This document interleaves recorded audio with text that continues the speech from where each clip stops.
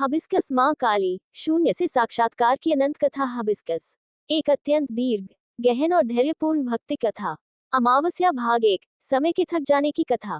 यह उस युग की बात है जब समय तेज नहीं था, जब दिन भागते नहीं थे और रातें डराने के लिए नहीं, सोचने के लिए आती थी। उस समय धरती के एक कोने में एक नगर था, महाकालपुर। ये नाम लोगों ने नहीं रखा था, ये नाम अनुभव से आया था। नगर बड़ा था, पर मन छोटे हो चले थे। मंदिर थे, पर मौन नहीं था। पूजा थी, पर विश्वास थका हुआ था। लोग सुबह उठते, कर्म करते और रात को सो जाते, पर जीते नहीं थे। सब कुछ चल रहा था, लेकिन भीतर कहीं कुछ रुक गया था। हंसिया चांद भाग दो, भीतर जन्म लेता अंधकार। महाकालपुर पर कोई राक्षस नहीं आया था, कोई युद्ध नहीं हुआ था, कोई अकाल नहीं पड़ा था। फिर भी लोग भयभीत थे। क्यों? क्योंकि अविद्या जन्म ले चुकी थी। अविद्या कोई आकृति नहीं था, वह एक फुसफुसाहट था। तू कम है, दूसरा ज्यादा है। डर, क्योंकि डर सुरक्षित है।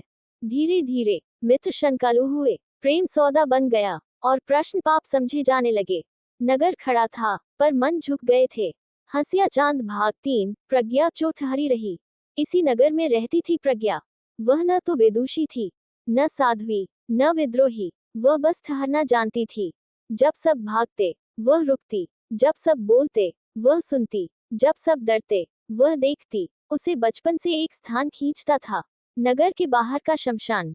लोग कहते, वहां मत जाओ।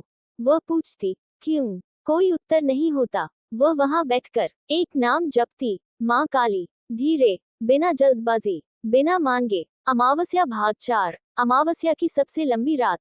वह अमावस्या साधारण नहीं थी। न चंद्रमा था, न तारे। हवा भी मानो अपने कदम गिनकर चल रही थी। प्रज्ञा ने दीप जलाया। लौ कांपी नहीं, वह स्थिर थी, जैसे जानती हो कि आज रात देखा जाएगा।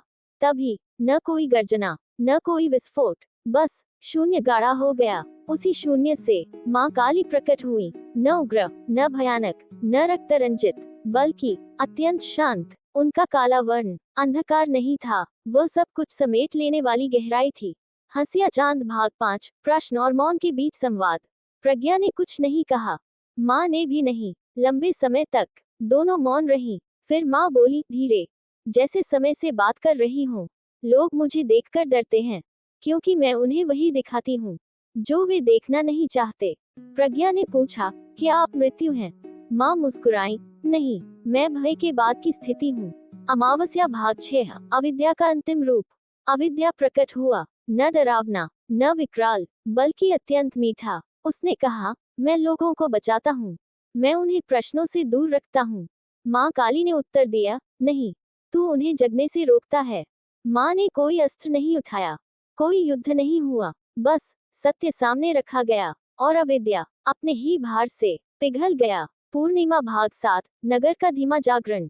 परिवर्तन तुरंत नहीं हुआ, क्योंकि गहरे परिवर्तन धीरे होते हैं। लोगों ने पहले डर कम किया, फिर प्रश्न पूछे, फिर मौन सीखा। मंदिर वही रहे, पर अब वहां शोर नहीं था, अनुभव था। शमशान भय का स्थान नहीं रहा, वह बोध का स्थान बन गया। हबिस्कस अंतिम भाग, कथा जो समाप्त नहीं होती।